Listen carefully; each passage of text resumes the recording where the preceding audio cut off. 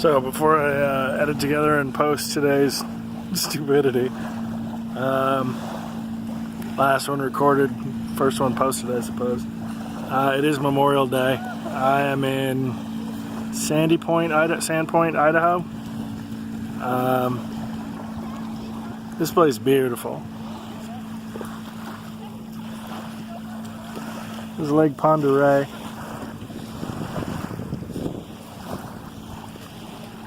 I'm sitting on a public beach. It's free to park. Beach is free to use. Got a cool little sectioned off area for swimming. I'm sure that water is freezing cold right now. It's got a cool raft in it. I drove through the town. It's neat. I'm going to stop at an antique store.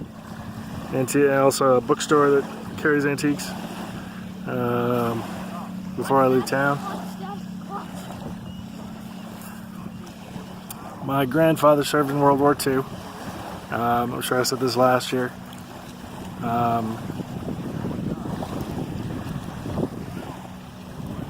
So I want to take a minute on Memorial Day to remember why we get it, why we have it. Sometimes the tree of liberty must be watered with the blood of patriots. And those of us who are still here to remember on Memorial Day didn't have to give up that ultimate sacrifice. I truly believe in the concept of America. I think if you know me, you know that. I don't know if the fire's always been burning as long as the world's been turning. I know we're in a very conflicted era, more conflicted than I can remember in my life experience. I don't know how the conflict we're experiencing nowadays compares to the conflict around the 1850s, but we certainly seem extremely polarized as a people.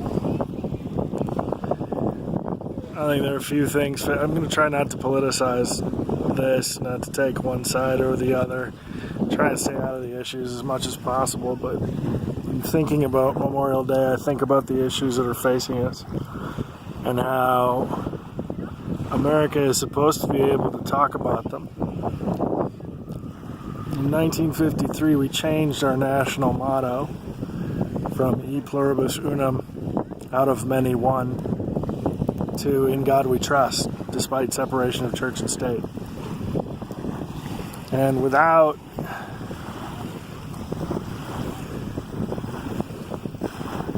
placing my own position on In God We Trust, I mean, I know people are surprised when they hear I'm not an atheist. It's not what we're supposed to focus on, even if it informs our decisions.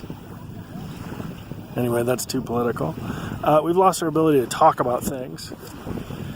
And there are a lot of issues facing us that critically undermine the American experiment. I think gerrymandering is a big problem. Because it warps the voice that comes out of the many to whichever side has been gerrymandered. It's supposed to be out of many we create one voice, and it's by consensus, and that's how we're supposed to do things. And gerrymandering dilutes that. I also think money in politics is a problem. I think Citizens United is a critical problem. Corporations are not people.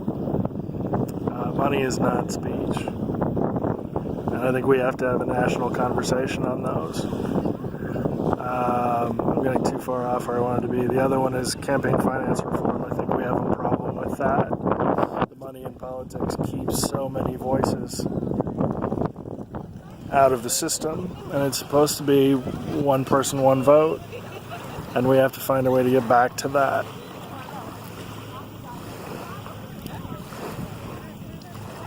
I hope that those who serve and those who die to water the tree of liberty are doing so meaningfully. I hope America still stands for, and still can stand for, what it was designed to stand for, and better than it was designed to stand for, the ideals it was designed to stand for.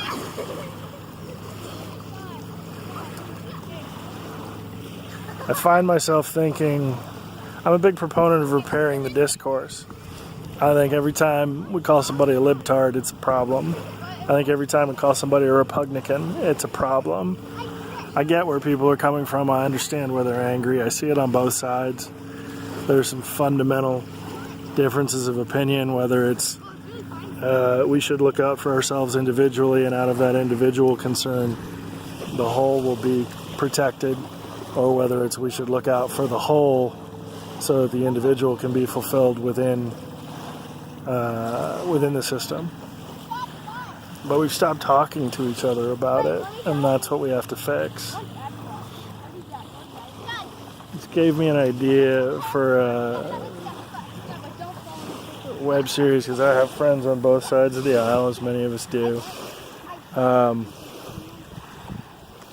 about tackling the issues that one side or the other is angry with the position of the other, and that we can't seem to reconcile with each other. I know I have things I come down on one side of. I'd like to talk to somebody from the other side. And vice versa. I mean, if I come down on the left of an issue, I'd like to talk to somebody on the right. And if I come down on the right, I'd like to talk to somebody on the left, so that we can make an effort at repairing the discourse, so that we can model being able to talk to each other. I think that's a critical need. I think that's what America was built to be able to do. To talk. Pursue our agreed upon rights. Life, liberty, and pursuit of happiness are from the Declaration of Independence, but they're still concepts that rule us. So, this Memorial Day, I find myself hoping that we are still in pursuit of the grand experiment, of the shining castle on the hill, of what America was meant to be for all of us, for all people created equal. I hope our foreign policy reflects our values as a nation. Come on, you didn't dive in. I believe budgets are moral documents. I hope our budgets reflect the values of our nation on every level. And I truly hope that we, the people, can find a way to avoid, it's not illegal, to avoid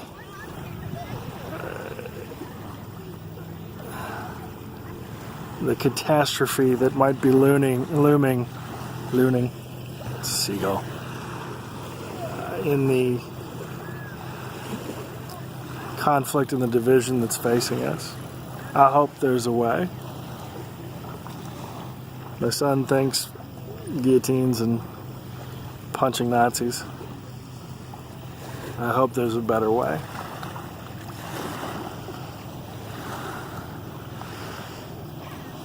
I hope we can avoid having to water the tree of liberty any more than we have to.